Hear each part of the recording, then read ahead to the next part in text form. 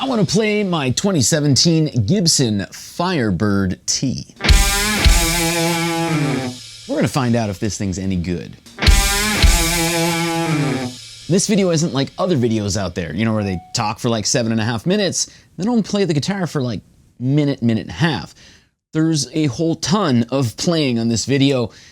There's definitely some talking as well, but you're going to see it played. By the way, the T stands for traditional spec rather than the high performance that had the robot tuners and stuff. But there's also chapter markers down below. If you want to skip around, you can do that. And there's also the signal chain listed in the description. So if you're curious on what I'm using, you can find it there. We're definitely going to talk about these pickups as well, but I'm also going to do quite a few different comparisons with different pickup types so you can hear differences. That's enough talking. Let's get after it.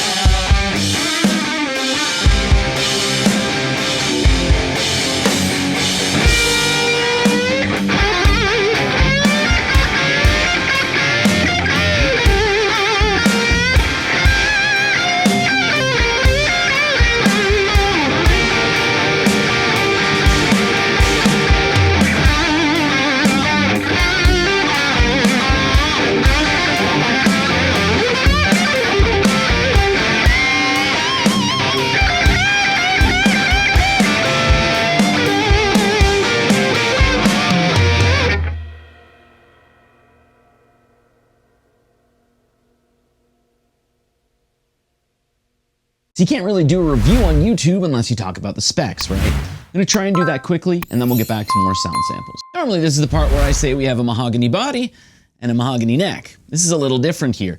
The Firebird here has a neck through construction, and it's a multiply. So most of the body here, like the wings, are mahogany. The center of the like the neck and everything is a multiply with mahogany and walnut. If you're curious, there is a belly carve. The multiply walnut and mahogany neck is a Firebird slim taper.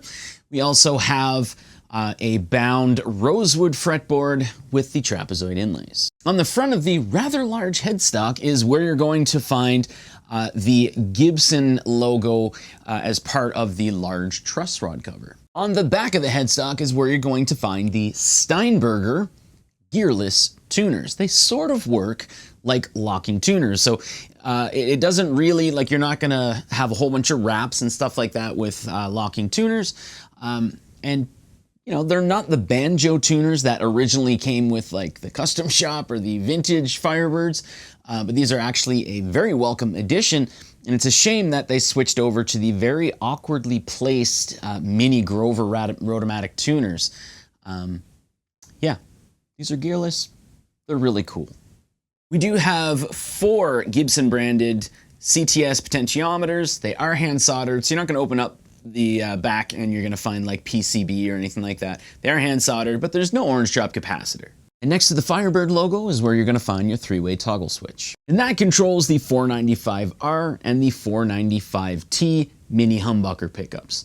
There's always someone when it comes to Firebirds that have the mini humbuckers here that'll complain if you call them mini humbuckers. Gibson classifies these as mini humbuckers rather than the traditional like blade style, even though these are blade style mini humbuckers, where they're just referred to as Firebird pickups. It's not a big deal. But that's enough talking. Here's 5 more sound samples.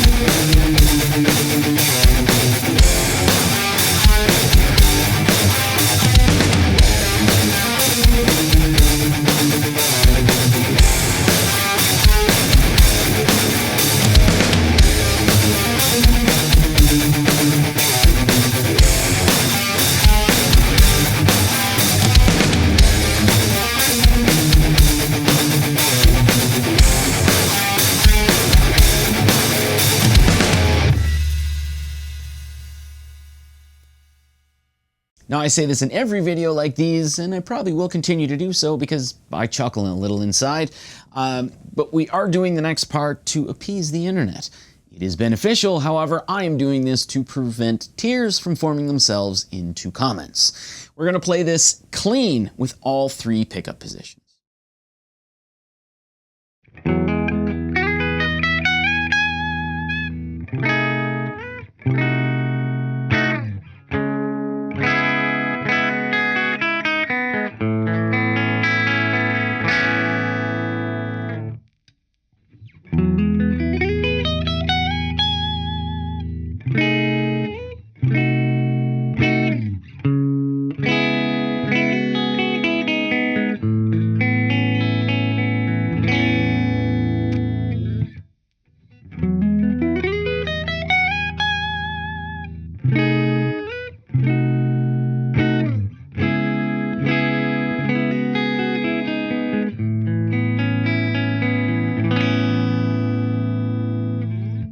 Now, I've always found a little more benefit personally. It's kind of what I look for, is to, hear how the pickups react to a little bit of light drive. So here's that.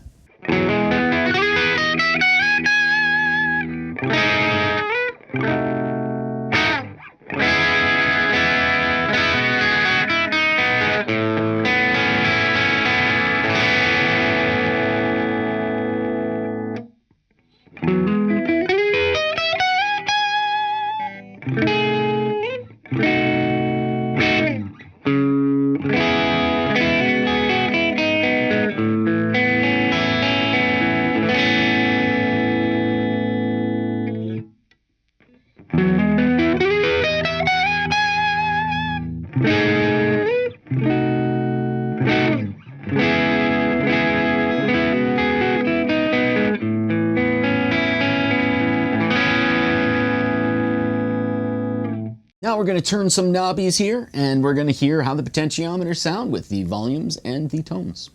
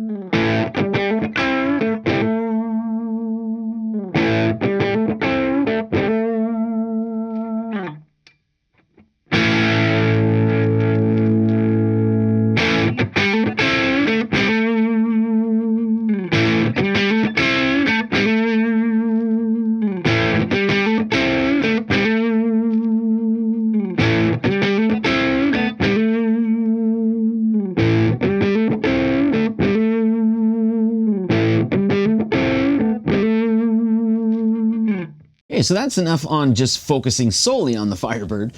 Let's take a look at some comparisons here. So we're going to start out with the 495R and 495T mini humbucker / Firebird pickups against the Epiphone style mini humbuckers.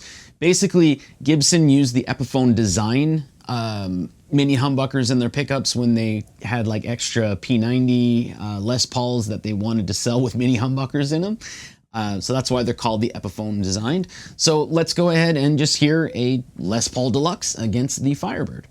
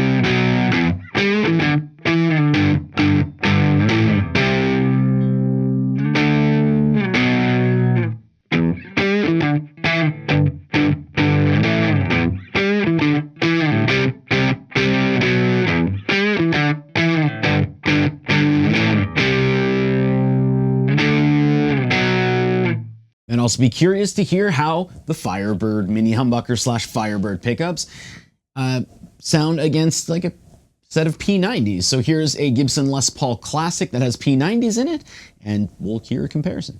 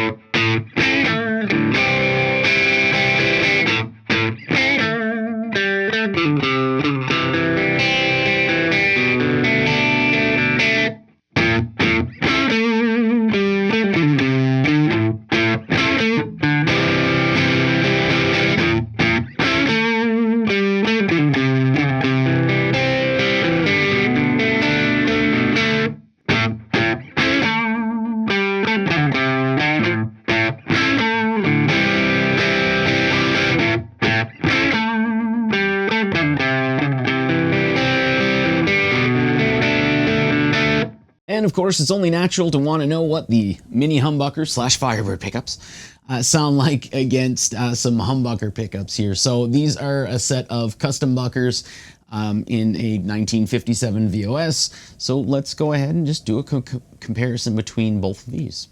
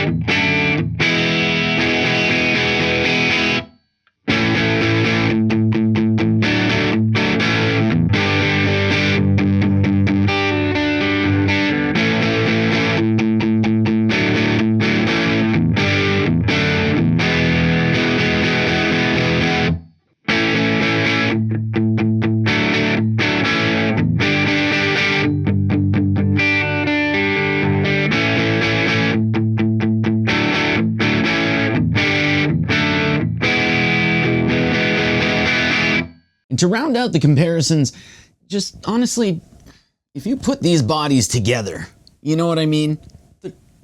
It just, you know what I mean? So we're gonna do a comparison between a Fender Jazzmaster. Now this is an American professional Jazzmaster, so it has the Jazzmaster V-Mod 2 pickups rather than like the pure vintage or custom shop or what have you. So we'll just see how the Jazzmaster pickups compare to the Firebird slash mini humbucker pickups.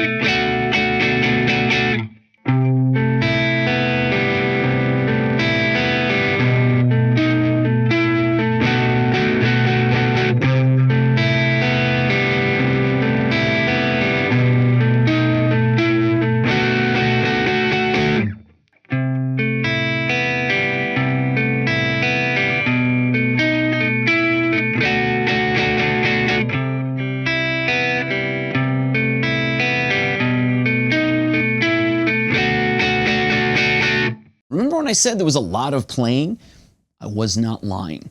So now that we've gotten all of the sound samples and all the different comparisons out of the way, that should give you enough to kind of hear how it sounds, at least with me playing it with my goofy hands and my goofy brain. So that should give you enough to think, you know, whether it sounds like it's a good guitar. But when it comes to the equation of whether a guitar is good or not, about 10% of it is how it sounds, because you can pay money to change how a guitar sounds. It's not a secret. A lot of people do that. So what I find is the other 90%, you know, not including how cool you think you're going to look with the guitar, I guess, is feel. And that's really a big thing with the Firebird. Because of the reverse headstock and the very, very long length of some of the strings, especially the low E string here, there's definitely a different feel, especially in comparison to like an Explorer, which would, some people say, have a similar type shape. So basically, when you're playing this low E plays a whole heck of a lot different. There's a lot more resonance that's felt because of the length of the string itself before it goes into the tuner. So basically, when you're striking the strings, the lower strings here, the thicker ones, are gonna feel a little more, you're gonna feel a little more low end in the playing. And that is something that is completely different to all of the other Gibsons, especially the ones that I own, that don't have the reverse headstock. So it's always been a very welcome addition to my collection. I think at this point, I kind of really want a custom shop version that has a Maestro Vibrola on it. And the mini humbuckers here, the 495R and the 495T, which Gibson classifies as mini humbuckers rather than just calling them Firebird pickups. They're blade style pickups, don't worry about it. You can call them what you want. No one's gonna sit down and cry in the corner, it's fine. These sound very, very different. They're going to give you different tonal options. So as like a studio musician, or you know, messing around in your basement, whatever you want to call, just getting different sounds, the Firebird is going to sound completely different than any other guitar that you have because of these style of mini humbuckers. And yes, you're probably going to play some Skinnerd. And yes, it's going to be fun. And yes, absolutely, because of the feel of the low E string, when you hit an E chord or an E power chord, whatever you want to call it, it's going to feel very, very cool. It has just a really different feel to it, and it kind of just puts a little more emphasis on a really deep E chord. Playing leads on this guitar is still a joy, because the string length here for your higher strings is basically normal, right? So it doesn't feel as different as the thicker strings do, and there's a lot of access that you have here to all of your upper frets. So it's fantastic to play.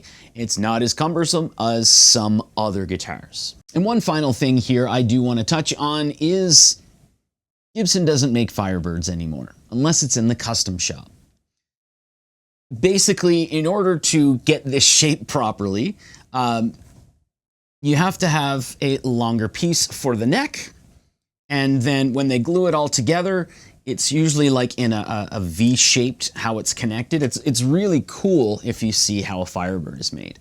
But the belief is that it's too expensive for them to make, and the pricing would just be a little too high to make sense for, I guess, their profits. So that's why you're only seeing them so far in the custom shop. They might find benefit, maybe if they pay Dave Grohl again to use the Firebird Studios, rather than, you know, when he used the Pelham Blue traditional Firebird. Maybe that might be feasible for them, but this style here with the multiply and the neck through, they just don't make them. And that means they are rare now. So if you have one that has the Steinberger tuners, that's a little more rare than the ones that have the Mini Grovers. The Mini Grovers really looked funny when they were sitting out on the bottom of the headstock. It just did not look proper, because Firebirds used to have the banjo style tuners. These are gearless Steinberger tuners, so I'm not sure why they kind of discontinued it, whether it was too expensive or what have you. But yeah, this especially the 2017 traditional model here, it's a lot more rare than normal. So generally when you see them on the used market, they're anywhere between 3,000, and I'm talking Canadian, so 3,000 to $4,500. And it's simply because you cannot get these anymore unless you get them on the used market, or you spend $9,000 Canadian, however much US, to get a custom shop. If you have one of these, consider yourself lucky. Again, it is a fantastic guitar to play, both leads and for that extra emphasis when you're playing some lower chords. Fantastic guitar. I think it's great. Thanks for watching.